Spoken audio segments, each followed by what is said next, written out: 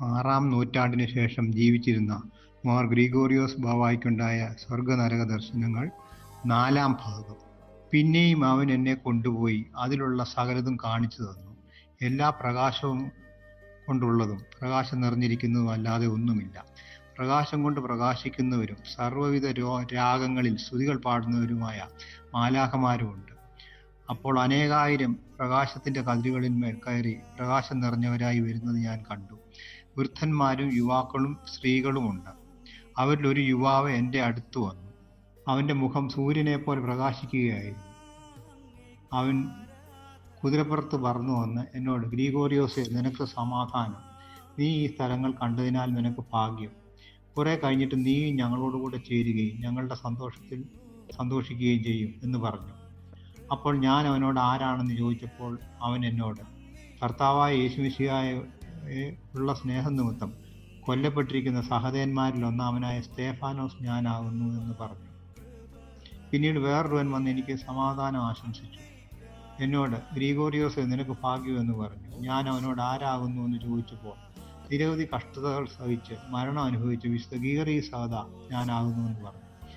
പിന്നീട് ഒരു വൃദ്ധൻ വന്ന് എനിക്ക് സമാധാനം അരുളി.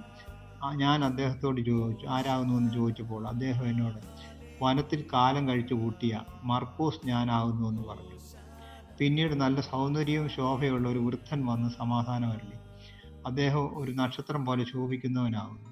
ഞാൻ അദ്ദേഹത്തോട്, ഇത്ര മഹാപ്രകാശത്തോടു കൂടിയിരിക്കുന്ന അവിടുന്ന് ആരാകുന്നു എന്ന് ചോദിച്ചപ്പോൾ അദ്ദേഹം എന്നോട്, മരുഭൂമിയിലെ നക്ഷത്രം എന്ന് വിളിക്കപ്പെടുന്ന അന്തോണിയോസ് ഞാനാകുന്നു എന്ന് പറഞ്ഞു.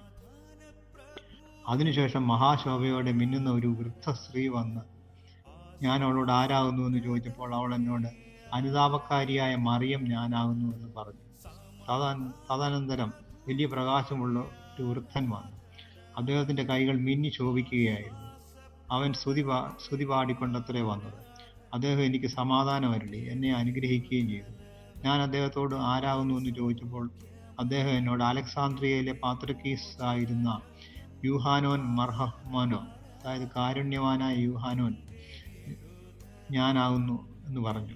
സഹോദരനായ ഗ്രിഗോറിയോസേ, ദൈവം ആർക്കെങ്കിലും ധനം നൽകുമ്പോൾ അത് ദൈവദാസർക്ക് നൽകാതെ സ്വാർത്ഥമായി നിക്ഷേപിക്കുന്നതിൽ ഞാൻ അത്ഭുതപ്പെടുന്നു. നീ പള്ളികളുടെയും ദേറാകളുടെയും തലവന്മാരോടും ഭരണകർത്താക്കളോടും ദൈവം നൽകിയ ധനത്തെ ദൈവേഷ്ടപ്രകാരം വിനിയോഗം ചെയ്യുവാൻ കൽപ്പിക്കണമെന്നും പറഞ്ഞു.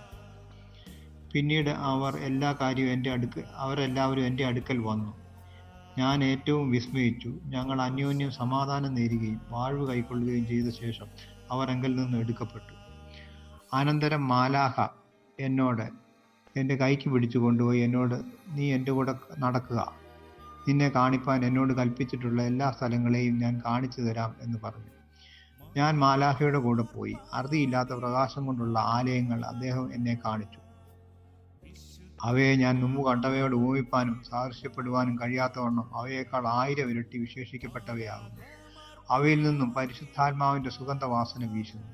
അവയുടെ സൗന്ദര്യകാന്തി കൊണ്ട് ഞാൻ തളർന്ന് സ്തംഭിച്ചു നിന്നുപോയി. നിർജീവനെ പോലെയായി.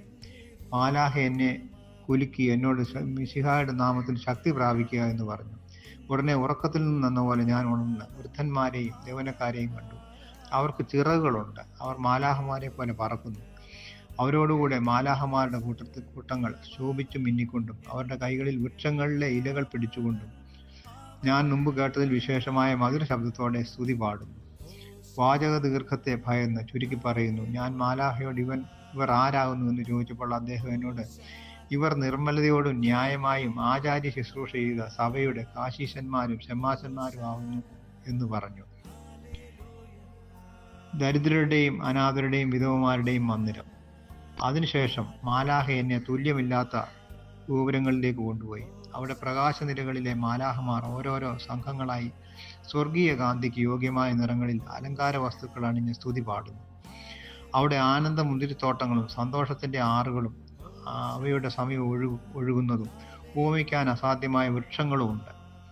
അവിടെ നിൽക്കുന്ന വൃക്ഷങ്ങൾക്ക് പോലും തല ചായ്ക്കത്തക്ക വിധം ബഹുമധുരമായി മാലാഖമാർ പാടുന്ന റൂഹാത്മാകമായ ഗാനരാഗങ്ങൾ വിസ്മയം തന്നെ.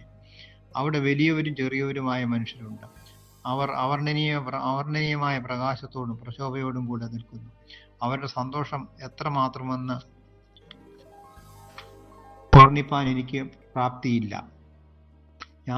ഞാൻ ഏറ്റവും വിസ്മയിച്ചുകൊണ്ട് മാലാഖയോട് ഇവർ ആരാകുന്നു എന്ന് ചോദിച്ചപ്പോൾ അദ്ദേഹം എന്നോട്, ഇവർ ലോകത്തിൽ പ്രയാസങ്ങളും അധ്വാനങ്ങളും ഞെരുക്കങ്ങളും വിവിധ പരീക്ഷകളും സഹിച്ച് കരുണാനിധിയായ ദൈവത്തെ സ്തോത്രം ചെയ്തിരുന്നവരുമായ ദരിദ്രരും അനാഥരും വിധവകളുമാകുന്നു എന്ന് പറഞ്ഞു. കൈക്കൂലി വാങ്ങാത്തവരെയും അക്രമം ചെയ്യാത്തവരുടെയും കരുണയുള്ളവരുടെയും മന്ദിരം. അനന്തരം മാലാഖ ഭൂമിയോളം വിസ്താരമുള്ള ഒരു പട്ടണത്തിലേക്ക് എന്നെ കൊണ്ടുപോയി. അത് എത്രയും ശോഭയോടെ പ്രകാശം നിറഞ്ഞതാകുന്നു. അവിടെ മിന്നിത്തിളങ്ങുന്ന പ്രകാശഭവനങ്ങളും ആത്മീയ സൗഭാഗ്യങ്ങളും സ്വർഗീയ നദികളും വിശേഷ വൃക്ഷങ്ങളും വിശുദ്ധ സന്തോഷവും പകരുന്ന അനുഭവങ്ങളും ഉണ്ട്. ഞാൻ മാലാഖയോട് ഇത് ആർക്കുള്ള സ്ഥലമാകുന്നു എന്ന് ചോദിച്ചതിന് മാലാഖ എന്നോട്, ഇത് അക്രമം ചെയ്യാത്തവരും കൈക്കൂലി വാങ്ങാത്തവരും കനിവും ദയയും ഉള്ളവരും ദാനധർമ്മങ്ങളുള്ളവരും അവരുടെ സമ്പത്തിനെ ഭൂമിയിൽ മറച്ചു വയ്ക്കാതെയും അതിൽ ആശ്രയം വയ്ക്കാതെയും ദൈവത്തെ ശരണപ്പെട്ടവരും ദൈവകൽപ്പന പ്രകാരം മനുഷ്യസ്നേഹവും അതിഥി സൽക്കാരവും മറ്റുള്ളവരുമായ രാജാക്കന്മാർക്കും പ്രഭുക്കന്മാർക്കും ധനവാന്മാർക്കും ഉള്ള സ്ഥലമാകുന്നു എന്നും ഇപ്പോൾ ഇവിടെയുള്ളവർ 2 ലോകങ്ങളിലും സുഖം അനുഭവിക്കുന്നുവെന്നും പറഞ്ഞു. സൂര്യനെ പോലെ പ്രകാശിക്കും. മത്സ്യത്തെ പിടിപ്പാനായി ഞാൻ കൈ നീട്ടി. മാലാഖ സമ്മതിക്കാതെ എന്നെ തടുത്തു.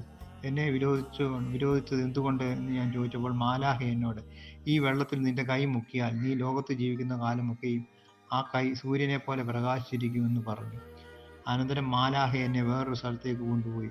അത് ഏറ്റവും വിസ്താരമുള്ളതും മഹാപ്രകാശത്തിൽ പ്രശോഭിതവുമാകുന്നു.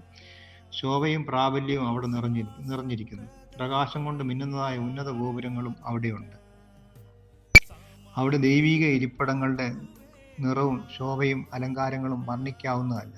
സ്വർഗീയ ആനന്ദത്തിന്റെ കാറ്റ് അവിടെ ഊതുന്നുണ്ട്. സ്വർഗീയ സൗന്ദര്യം നിറഞ്ഞ പ്രകാശ രൂപങ്ങൾ അവിടെയുണ്ട്. കതിരുകൾ പോലെ ശോഭിക്കുന്ന പ്രകാശ നക്ഷത്രങ്ങളുമുണ്ട്. അവ ശോഭയോടെ മിന്നുന്നു. സ്വർഗീയ വിശേഷ സുഗന്ധങ്ങളും വൃക്ഷങ്ങളും സന്തോഷഫലങ്ങളും വെള്ളവും അവയിൽ നീന്തി കളിക്കുന്ന ആത്മീയ മത്സ്യങ്ങളുമുണ്ട്. അവയെല്ലാം ദൈവത്തെ മഹത്വപ്പെടുത്തുന്നു. കാഴ്ചയ്ക്ക് സൗന്ദര്യം നിറഞ്ഞവരും സൂര്യനെ പോലെ ശോഭിക്കുന്നവരുമായ മാലാഖമാർ വൃക്ഷങ്ങളുടെ ഇടയിൽ പറന്നു നടക്കുന്നു. ഞാൻ ഏറ്റവും അത്ഭുതപ്പെട്ടു. ശോഭയുള്ള നക്ഷത്രങ്ങളെപ്പോലെയും പൂർണ്ണചന്ദ്രന്മാരെ പോലെയും മുഖസൗന്ദര്യമുള്ള മനുഷ്യരെയും ഞാൻ കണ്ടു. അവർ പൂർണ്ണ പ്രാബല്യത്തോടെ ആനന്ദിക്കുന്നു. അവരുടെ മേൽ ശോഭയോടെ പ്രകാശിക്കുന്ന കിരീടങ്ങളുണ്ട്. അനുഗ്രഹിക്കപ്പെട്ടവരെ, നിങ്ങൾ ആരാകുന്നു എന്ന് ഞാൻ ചോദിച്ചപ്പോൾ, ഞങ്ങൾ മിശിഹായിൽ വിശ്വസിച്ചവരും സൃഷ്ടിയിൽ കുരുടന്മാരും തളരപ്പെട്ടവരും പിശാചുക്കളുടെ ദ്രോഹം അനുഭവിച്ചവരും അല്പകാലം ദുഃഖത്തോടെ ലോകത്തിൽ ജീവിച്ചവരും ആകുന്നു. എന്നേക്കും അവിടെ അഴിവില്ലാത്തതും നാശമില്ലാത്തതുമായ സ്വർഗരാജ്യം കർത്താവ് ഇവിടെ ഞങ്ങൾക്ക് തന്നു എന്ന് പറഞ്ഞു. അനന്തരം മാലാഖ ആ സ്ഥലത്തു നിന്ന് വേറൊരു സ്ഥലത്തേക്ക് എന്നെ കൊണ്ടുപോയി. അവിടെ കാഴ്ചയെ അഞ്ചിപ്പിക്കുന്ന പ്രകാശ കതിരുകളുണ്ട്. എണ്ണുവാൻ പാടില്ലാത്ത വിധം വൃക്ഷങ്ങളുമുണ്ട്. അവിടെ ആറുകളും ഉറവുകളും വർണ്ണിക്കപ്പെടാത്ത പ്രകാശവുമുണ്ട്. ആ വൃക്ഷങ്ങൾ താഴ്ചവയാകുന്നു. കായ്കനികളും പുഷ്പങ്ങളും കണ്ടാലും ആശ്ചര്യം തന്നെ. ബോധത്തിൽ അടങ്ങാത്ത വണ്ണം പരിശുദ്ധ പ്രകാശത്താലും ശോഭകളാലും അവ പ്രകാശിക്കുന്നു. അത്ഭുത വിശേഷ സുഗന്ധമേറിയ സ്വർഗീയ കാറ്റുകൾ അവിടെ ഊതുന്നുണ്ട്. ഈ വൃക്ഷങ്ങളുടെ ഇടയിൽ മാലാഖമാർ മയിലുകളെയും കഴുകന്മാരെയും പ്രാവുകളെയും പോലെ പറന്ന് ഹൃദയാനന്ദകരമായ രാഗങ്ങളാൽ സ്തുതിച്ച് ദൈവത്തെ മഹത്വപ്പെടുത്തുന്നു. സാദൃശ്യപ്പെടുത്തുവാൻ വയ്യാത്ത ആനന്ദവും സ്വർണവും കൊണ്ട് പല തരത്തിൽ അലങ്കരിക്കപ്പെട്ട ഇരിപ്പിടങ്ങളുമുണ്ട്. ഞാൻ ഏറ്റവും വിസ്മയിച്ച് സൃഷ്ടാവായ ദൈവത്തെ മഹത്വപ്പെടുത്തിക്കൊണ്ട് നെടുവീർപ്പിട്ട്, ഞാൻ ഈ സ്ഥലത്ത് പാർത്തെങ്കിൽ കൊള്ളായിരുന്നു എന്ന് പറഞ്ഞു. ഞാൻ മാലാഖയോടെ ഇത് ആർക്കുള്ളതാകുന്നു എന്ന് ചോദിച്ചു. അങ്ങനെ ഇരിക്കെ 3 വൃദ്ധന്മാർ എൻ്റെ അടുക്കൽ വന്നു.